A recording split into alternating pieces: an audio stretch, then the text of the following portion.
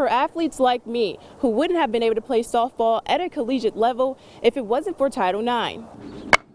But now I can swing away. Let's show the fans how excited you guys are for tonight. Oh, the leg, okay. Miriam, take it away. It's been a busy week for the Abilene High Eagles as they prepare for an undefeated matchup right here at Shotwell Stadium. According to our meteorologist Darius, I'm repping Bama today. Roll Tide, right, D? Roll Tide. Seems to me, D-Rob, it will be a pretty good matchup, and it's one I'm definitely looking forward to watching. Pretty important game with a lot on the line, so I'm going to go ahead and embrace myself as well for what's to come. D-Rob, back to you.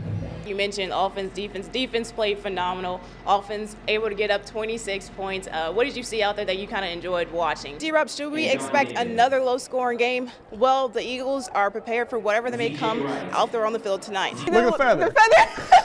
Tyler, you are looking great as usual. I mean, you got to represent there, so nice job, Tyler. I definitely love that. And obviously, speaking of the Cowboys, I mean, I had to, wear my blue today, too. Shine bright like a diamond, Miriam. I do not think the viewers want another show. Plus, I don't think I can top my girl Riri's performance. We're kicking things off first tonight with college football. The Hardin-Simmons Cowboys head to the South Side in a crosstown rivalry game against the McMurray Warhawks. HSU enters 1-0 in the American Southwest Conference play, while the Warhawks are seeking their first ASC action win. Down the street of South 14th we go.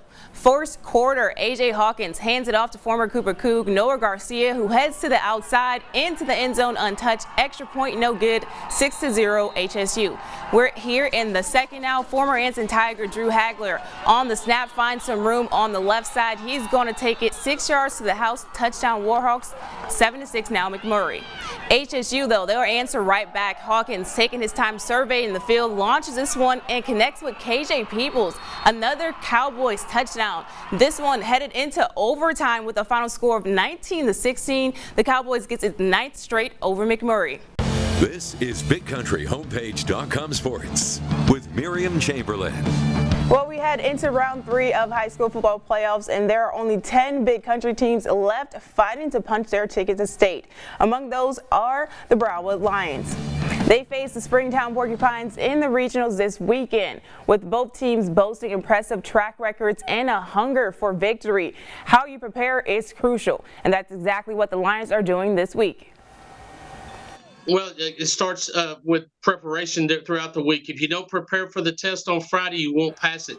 In your Class 2A Division II, the Albany Lions are still on the hunt and defending their state title. The Lions cruise through the regular season as well as district play undefeated and are going up against a familiar team they saw last year in area, the Munster Hornets. It was a scoreless first half, but Albany pulled away with a huge 56-10 victory. So the question is now, can the Lions maintain their flawless streak?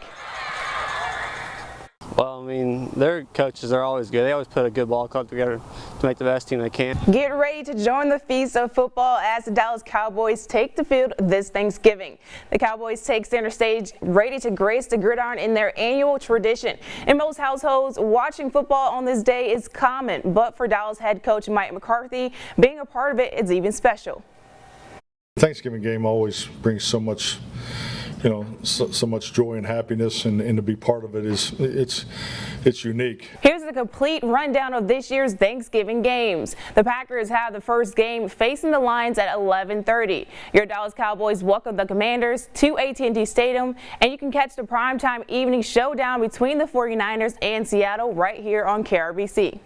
This year marks the first time since 2018 that all 3 Thanksgiving games are divisional contests. What a special Turkey Day this will be. That's the sports. Here's what's coming up next. And now they're going to the swinging gate, Cody.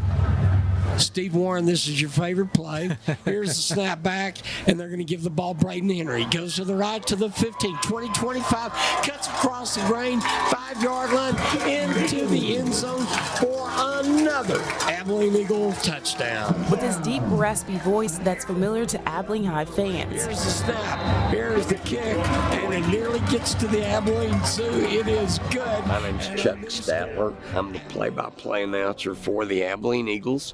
I've been broadcasting for 43 years, doing Abilene High and AISD sports since 1990. Chuck Statler has seen it all over the years. Boyles hands it off to his running back, and he is hit in the backfield.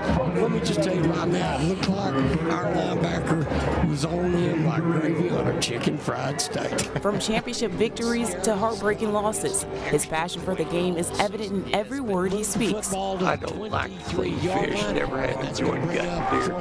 Can't figure NASCAR out because all they do is drive around in circles. So this is kind of my hobby with a free chili dog every Friday night. This year marks the 43rd season for Statler to announce sports, including Abilene High School football. Right eye formation for the Eagles.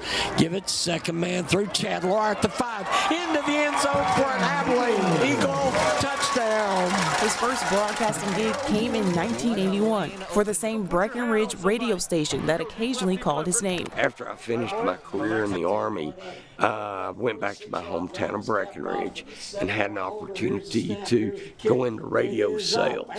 Well, anybody that's ever been in broadcast knows if you do something once, you're expected to do it forever. That includes taking the trash out or maintaining the transmitter. And I got to do a football game, and I just from then on, it was my job doing play-by-play. We're blessed in Taylor County because we've got new construction. Since 1998, Statler has served as Taylor County Commissioner for Precinct 4. Well, with my day job with the county, I normally walk through our juvenile detention facility once or twice a month. And whenever I see those kids and I come out here, we're seeing good kids doing good things and behaving themselves. And I just hope that the entire community appreciates the good kids. But as the sun dips below the horizon and the stadium lights come to life, casting a warm glow over the field, it's time for Texas high school football. I'll see people in the grocery store or in the church parking lot, and I go, hey, really enjoyed you talking about how the two defensive ends said, I'll go to the left, you go to the right, and we'll meet at the quarterback. So there's a lot of good stories that we can use. And the thrill of being in the press box behind the mic is still there.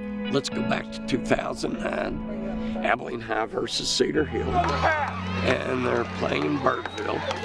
And Cedar Hill, one of their running backs got stopped at the 5-yard line.